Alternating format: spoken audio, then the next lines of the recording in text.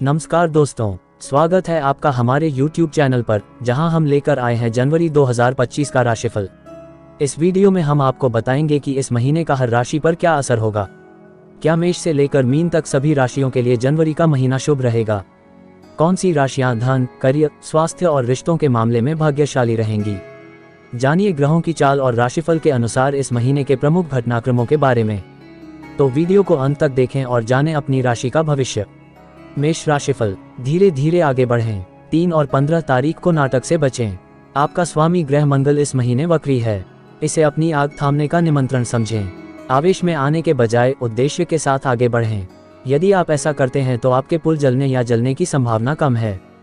3 तारीख को अतिरिक्त सावधानी की जरूरत है जब मंगल प्लूटो का विरोध करेगा। सत्ता के लिए संघर्ष संभव है और अगर मामला गर्मा गया तो आप अपना आपा खो सकते हैं। छठा मंगल कुछ हफ्तों के लिए आपके घरेलू क्षेत्र में वापस आ जाता है। हालांकि इससे पारिवारिक ड्रामा की संभावना बढ़ सकती है। आप इसके बजाय गृह सुधार परियोजनाओं पर ध्यान केंद्रित करके इससे बच सकते हैं।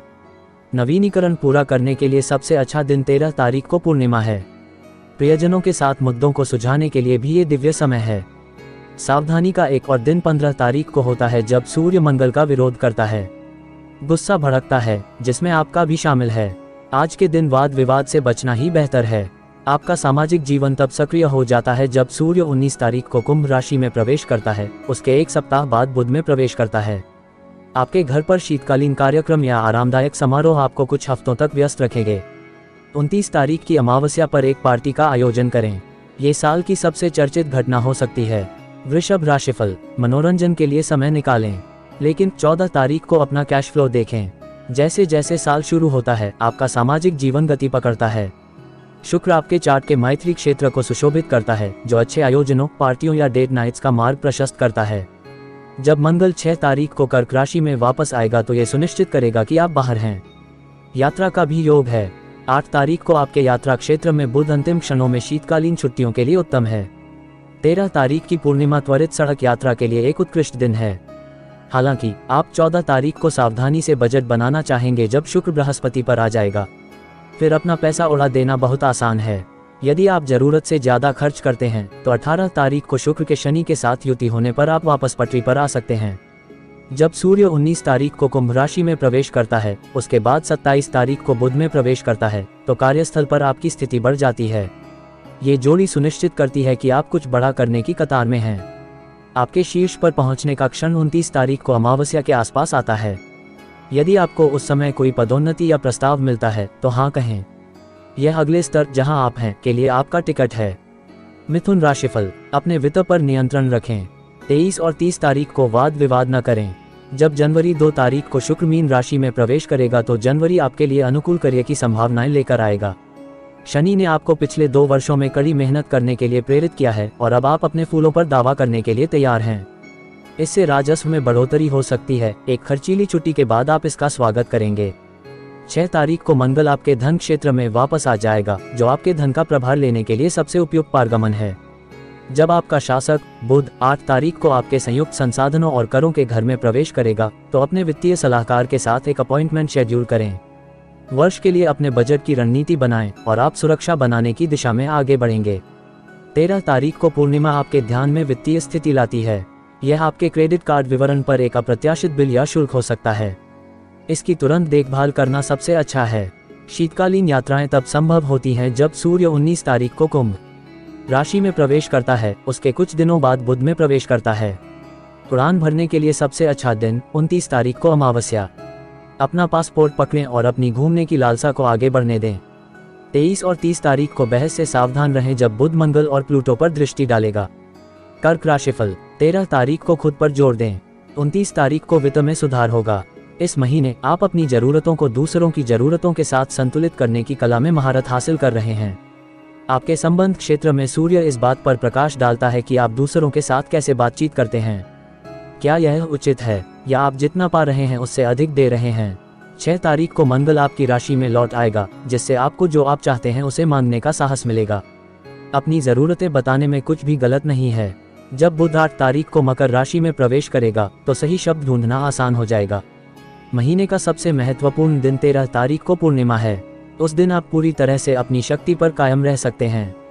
यदि आपने खुद को सशक्त बनाने के लिए संघर्ष किया है तो ये दिन स्थिति को साफ करता है और आपको अपनी एजेंसी ढूंढने में मदद करता है।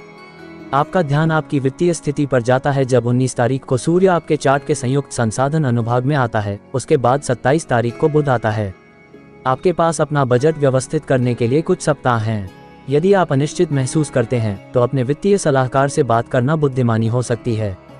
29 तारीख को अमावस्या नकदी प्रवाह की समस्या का समाधान लेकर आती है। ये ऋण, कर राहत या अप्रत्याशित लाभ हो सकता है। जैसे जैसे जनवरी करीब आती है आप प्यार और पैसे को लेकर पहले से कहीं अधिक सुरक्षित हो जाते हैं। सिंह राशिफल, आप काम में उत्कृष्ट हैं। 29 तारीख को प्यार के मामले में भाग्यशाली रहें। आपका सत्तारूढ़ ग्रह सूर्य जनवरी के पहले 3 हफ्तों के लिए आपके चार्ट के कार्य अनुभाग का भ्रमण करता है। यह आपको नेतृत्व की स्थिति में ले जाता है जो आपकी स्वाभाविक भूमिका है। आपके नेतृत्व में जीत निश्चित है। जब आपके प्रेम जीवन की बात आती है तो 2 तारीख को शुक्र का मीन राशि में प्रवेश आपके संबंध को गहरा करने में मदद करता है। आप गुणवत्तापूर्ण स्नेह समय के माध्यम से अपने साथी के साथ विलय कर सकते हैं जो ठंडे तापमान के लिए एकदम सही उपाय है। मंगल ने आपको भरपूर शक्ति दी है, लेकिन जब ये 6 तारीख को वापस कर्क राशि में प्रवेश करता है तो आप पर्दे के पीछे अधिक प्रभावी होते हैं। जिस चीज पर आपको ध्यान देने की जरूरत है उसे चुपचाप प्रबंधित करने के लिए आपके पास कुछ सप्ताह होंगे। 13 तारीख को पूर्णिमा में दिन के लिए आदर्श है, कुछ ऐसा जो आपके संतुलन को बहाल करेगा। एक बार जब सूर्य 19 तारीख को कुंभ राशि में प्रवेश करता है तो आपका ध्यान आपके जीवन के अन्य लोगों पर केंद्रित हो जाता है। हालांकि गहरे बंधन बनने की संभावना है, आपको उचित सीमाएं भी निर्धारित करनी पड़ सकती हैं। 27 तारीख को कुंभ राशि में बुध ये सुनिश्चित करता है कि कठिन बातचीत के दौरान आपका दिमाग शांत रहे। यदि आप अविवाहित हैं तो 29 तारीख की अमावस्या आपकी खोज शुरू करने के लिए सबसे अच्छा दिन है। 30 तारीख को आपका सौभाग्य बढ़ता है जब सूर्य बृहस्पति के साथ अनुकूल कोण बनाता है। अपना मौका लें और आप भाग्यशाली हो सकते हैं। कन्या राशिफल, रोमांस उज्जवल दिखता है। 19 तारीख को आपके करियर की मांगें बढ़ेंगी। आपके चार्ट के कलात्मक भाग में सूर्य की उपस्थिति के कारण इस महीने रचनात्मकता बढ़ती है। घर में सुधार से लेकर नए शौक तक विचारों की प्रचुरता की अपेक्षा करें। ये भी संभव है कि आप बच्चों के साथ गतिविधियों में शामिल होंगे। इसे सभी के लिए रचनात्मक खेल में क्यों न बदला जाए। जब शुक्र 2 तारीख को मीन राशि में प्रवेश करता है और सूर्य के लिए अनुकूल कोण बनाता है तो रोमांस में सुधार होता है। क्या ये वह महीना हो सकता है जब आप अंततः दिल के मामलों में स्थिर महसूस करेंगे। जब मंगल 6 तारीख को कर्क राशि में लौटता है तो मित्र आपको लक्ष्य हासिल करने में मदद करने में महत्वपूर्ण भूमिका निभाते हैं।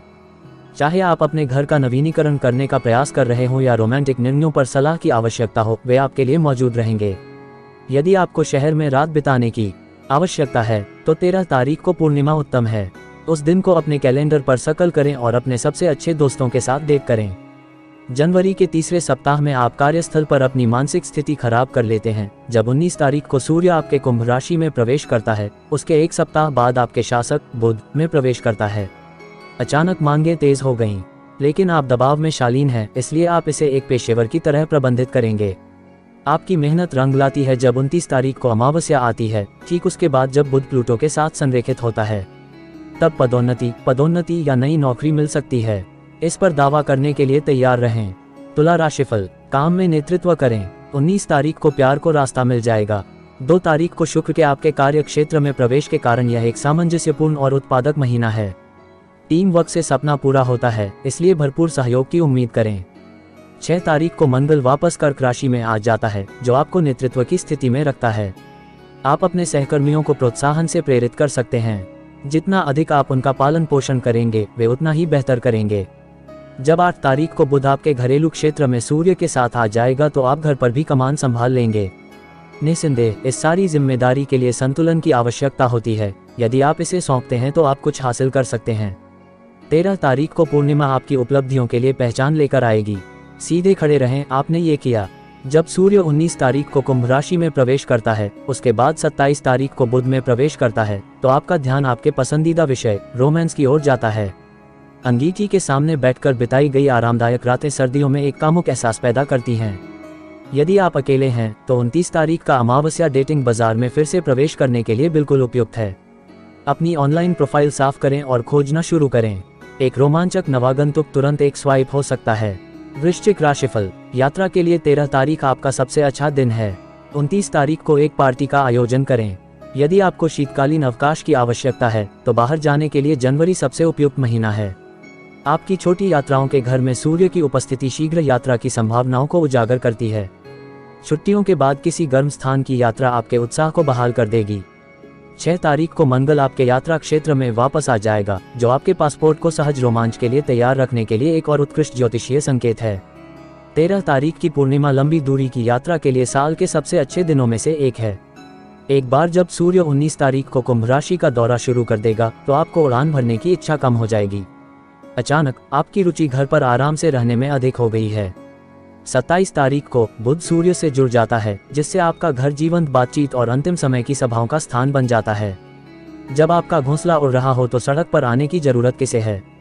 29 तारीख को एक पार्टी का आयोजन करें जब अमावस्या आपके चार्ट के घरेलू क्षेत्र में अनुकूल ऊर्जा भेजती है। हालांकि छुट्टियां बहुत पीछे रह गई हैं, फिर भी आपको कुछ जश्न मनाने का बहाना मिल सकता है। धनु राशिफल, अपने बजट पर टिके रहें।